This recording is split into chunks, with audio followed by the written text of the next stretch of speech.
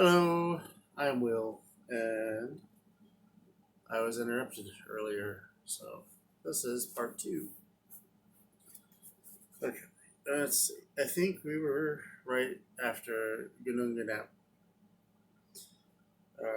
The rivers that oh, this is sorry. This is the beginning. Is the creation, and we are right after Gununganap.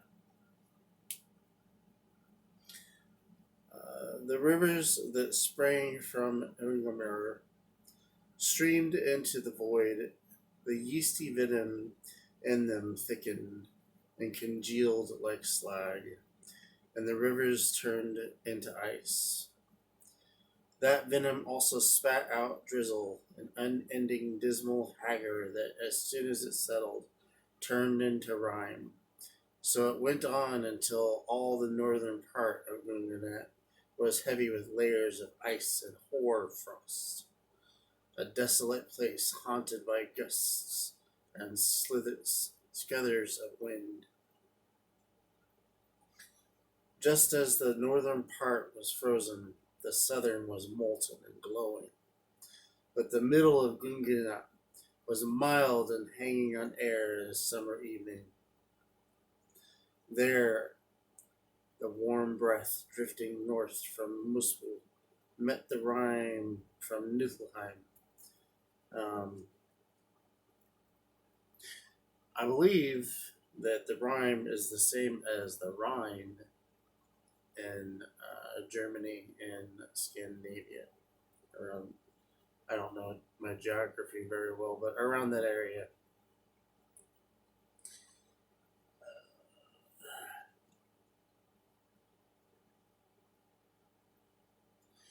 Okay.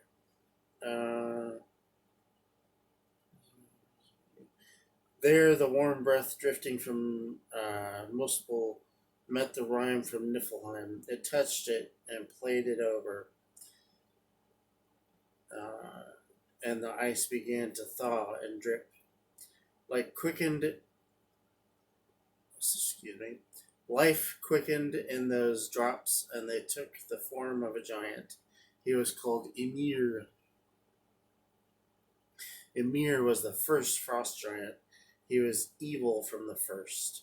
While he slept, he began to sweat, and a man and woman grew out of an ooze from his armpit, and one of his legs fathered a son on the other leg. Ymir was the forefather of all the frost giants, and they called him Ogrimmar. He is also the father or grandfather, however you look at it, or great grandfather of the gods and all beings.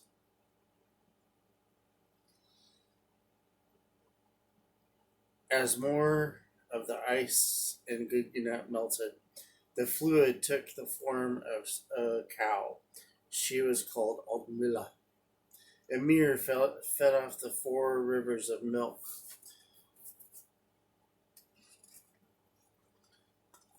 coursed that coursed through her teats, and Admilla fed off the ice itself.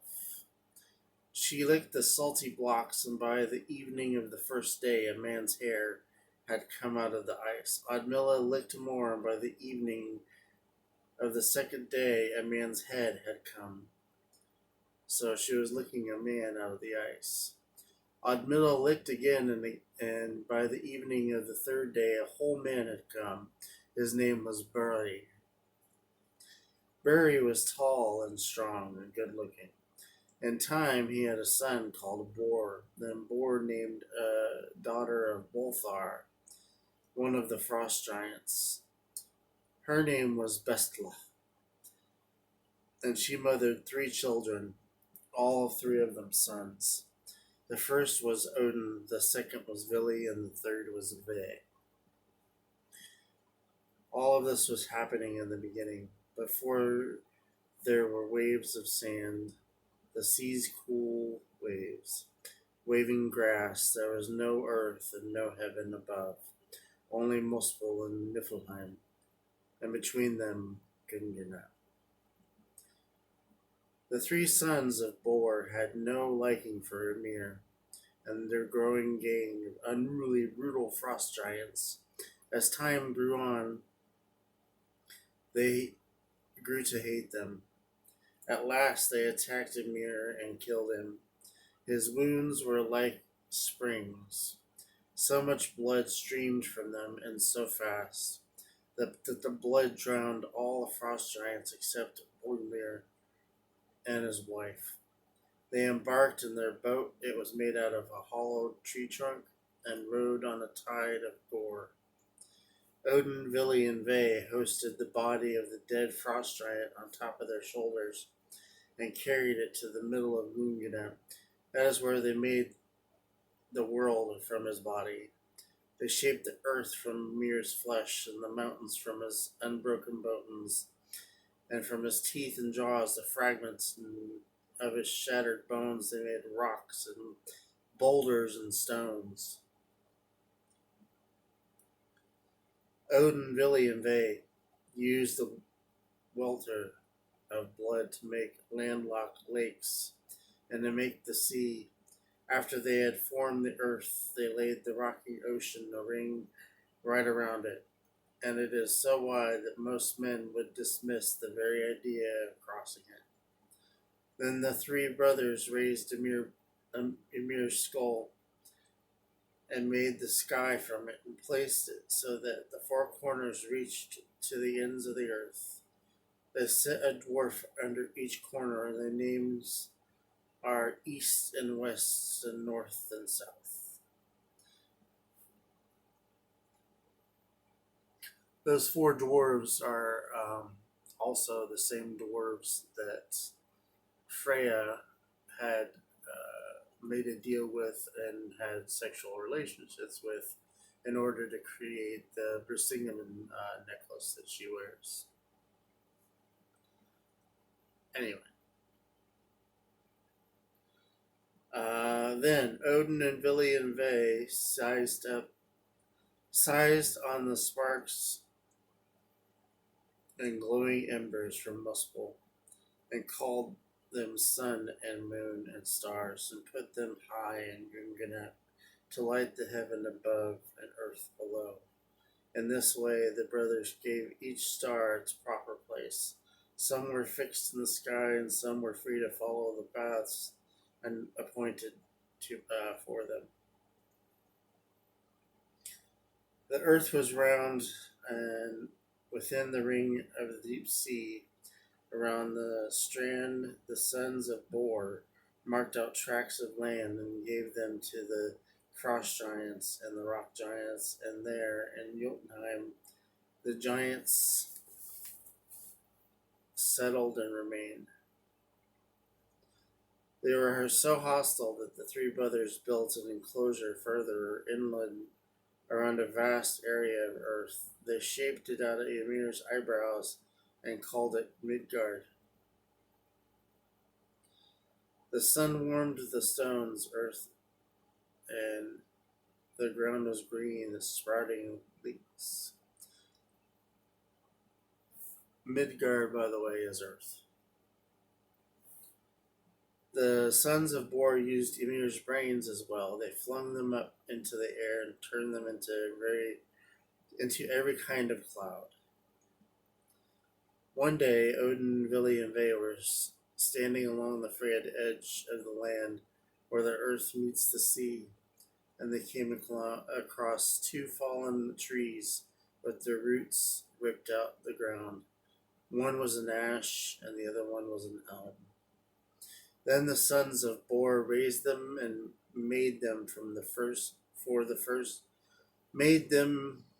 made from them the first man and woman.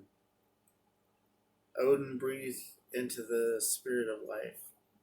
Vili offered them sharp wits and felling hearts. Ve gave them gifts of hearing and sight. The man was Ask and the woman was Imbala, and they were given Midgard to live in. All the families and nations and races of men are descended from them.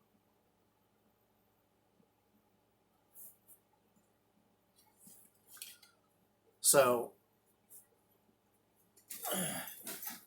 Side note, and then I think I'm going to be done with this first video. Side note, even in Norse mythology, it talks about all races coming from one place. And in archaeology, they talked about how all races come from Africa. There's this new thing I saw that says that all races are coming from Central Europe instead, but regardless of where they're coming from, and it might be more than one, there's theories. I'm going off on a tangent.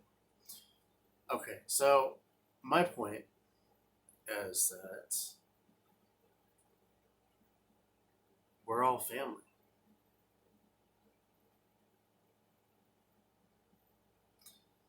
We're all, you know, related.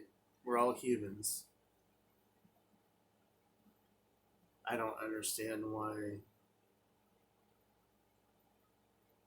there's such a big thing, especially in the Norse community, where they're trying to, you can't connect to Norse heritage if you're not, my color.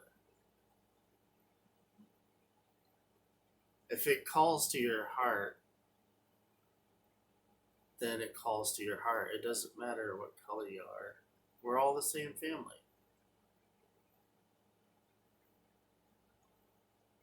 Speaking of which, little historical fact, and I'll make this quick because I'm about to be done, is that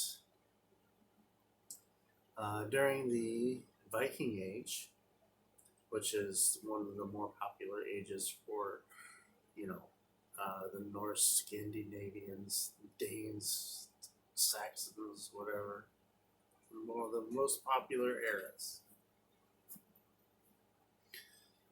During that time period, during skirmishes and raids and what have you, they would, get slaves. And some of those slaves would be black people and Middle Eastern people and Chinese people and all sorts. And according to their customs, any one of those people, and I'm sure that it happened, any one of those people could during that time period work off whatever they were deemed to owe and work their way up to a free person. And once they became a free person, since they didn't have any land or anything to inherit, a lot of them would decide to become Vikings. So it's extremely possible that there were black Vikings, Middle Eastern Vikings, Chinese Vikings.